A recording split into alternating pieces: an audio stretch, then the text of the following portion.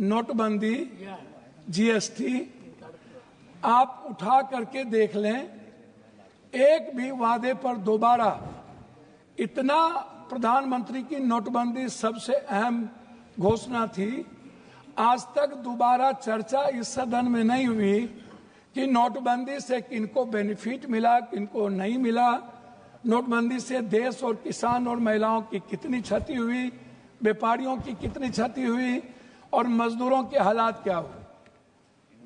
अध्यक्ष महोदय, जीएसटी के को आप उठा के देख लीजिए, हर व्यक्ति के जेब से पेन, कलम, दवात, पेंसिल, चाय पत्ती, नमक, तेल, सब्जी, दाल, साड़ी, चप्पल, सब चीज पर 3 गुना जीएसटी।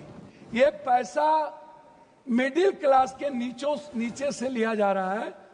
पूरे देश में मिडिल क्लास के पास पैसे नहीं बचे, ना तो नोटबंदी के बाद और ना इतने करे जीएसटी लागू होने के बाद। तो नोटबंदी और जीएसटी को आधार कहा था। लोग कहते हैं हंडी के एक चावल से पता चलती है कि चावल पक गई।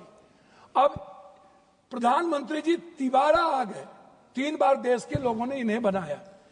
हम आपसे कहना चाहेंगे कि अभी जो कुंभ की बात है, प्रधानमंत्री जी हमारे हिंदू के सबसे बड़े, सनातन के विचारधारा कहते हैं कि मैं सबसे बड़ा हूं।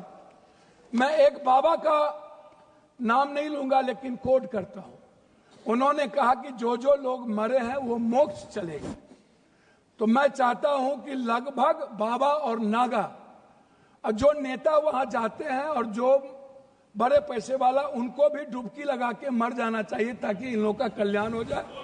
ये मोक्ष पे चल जाए। भैया सुनिए, मोक्ष में चले जाएं।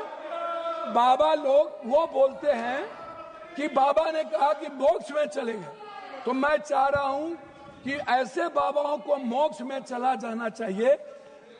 दूसरी बात, मैं अंडरस्टैंड यंग, वो साधु संतों बाबाओं को आशीर्वाद दे रहे हैं, बाबाओं को आशीर्वाद दे रहे हैं। जी जी जी, मैं भैया दूसरा बात, उन्होंने अंडरस्टैंड यंग को ही उन्होंने 2000 करोड़ का लगभग उन्होंने ठेका दिया, जबकि 13 में 19 में इन्हीं को कुंभ मेला का ठेका दिया गया था।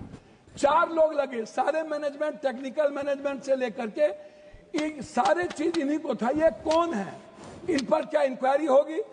अध्यक्ष महोदय, 487 करोड़ का बजट हुआ करता था नेहरू जी के समय, और अब 10,000 करोड़ का बजट है सिर्फ एक कुंभ मेला का। जब नेहरू जी के समय कुंभ में लोग मरे थे तो गिनती थी। जब दुनिया में सोशल मीडिया, इतने बड़े मीडिया प्लेटफॉर्म पे इतना बड़ा बड़ा हमारा मीडिया है, सब कुछ है, एक बार गिनती नहीं हुई, जबकि 600 से लगभग लोगों का कहना है, वहां आंखों देखे, मेरा नहीं कहना है, कि 300 और 600 के लगभग लोगों की लाशें गई और उसको हिंदू रीति से नहीं जलाया गया। क्या हमारे संस्कार इतने गिर गए कि हम हिंदू रीति से उसके लाश को भी नहीं जलाए? इस जानकारी का कोई आधार है? अब मैं दूसरी बात नहीं करूंगा। पप्पू जी, मैं दूसरी बात, अगर इस पार्लियामेंट से कहेंगे इतनी बड़ी संख्या, इस जानकारी का आधार देंगे? आप ये कह देंगे आधार ही के रूप में 300 और 600 लोग मर गए? मैं क्या कह, तो आप हमारे संरक्षक है, गार्जियन है, मैं अपनी बात उनके द्वारा कह रहा हूं। दूसरी बात महोदय, राष्ट्रपति भाषण में रोजगार की, नौकरी की, बीपीएससी का, यूपीएससी का, एसएससी का, नीट का, जो लगातार हमारे नेता राहुल गांधी इस सवाल को लेके बोलते रहे। बीपीएससी में हमारे बिहार के बच्चों को मारा गया, लगातार धरना पे हैं, हम कोर्ट गए, लगभग पेपर क्वेश्चन लीक आउट होता है इस देश में। क्या कभी किसी पेपर, क्या कभी मिडिल क्लास या ओबीसी या ईबीसी का बेटा अब कभी नौकरी कर पाएगा?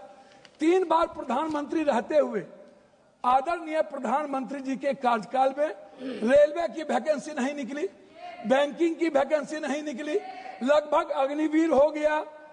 और इतना ही नहीं, नियोजित और संविदा की खेती होगी, परमानेंट नौकरी अब नहीं मिलेगा, नौकरी लगभग प्राइवेट की ओर चला गया। तो प्राइवेट में तो अध्यक्ष जी आरक्षण है नहीं, तो ओबीसी, ईबीसी, एसटी, एससी का बच्चा तो गया। आपने तो हमला कर दिया है आरक्षण पर, 67% आरक्षण नहीं देंगे। अब जाति जनगणना की बात बीजेपी के मुंह से शोभा नहीं देती।